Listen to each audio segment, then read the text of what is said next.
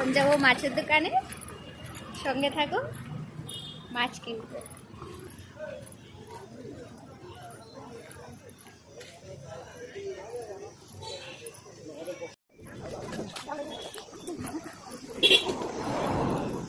আজকালকার গাড়িগুলো যেভাবে ছুটে, বাপরে, আসলে চলতেও ভয় করে, কখন না ধাক্কা মেরে চলে যায়।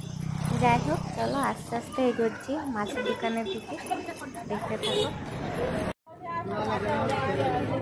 চলে এসছি মাছের দোকানে, দেখো কত বড় বড় মাছ।